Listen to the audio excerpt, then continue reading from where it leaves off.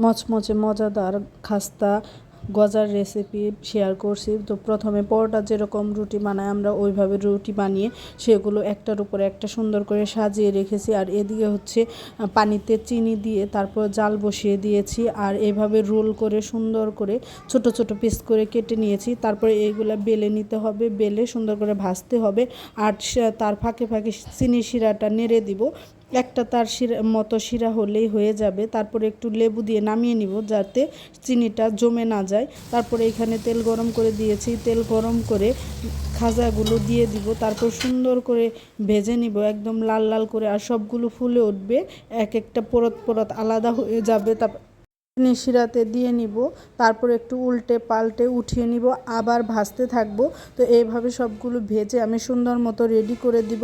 আর এটা অনেক মুচমুচে হয়েছে, খেতেও অনেক মজা। এটা তো আমার ভীষণ ভীষণ পছন্দের। কার কার পছন্দের কমেন্ট করে জানাবেন আর সাবস্ক্রাইব করবেন প্লিজ।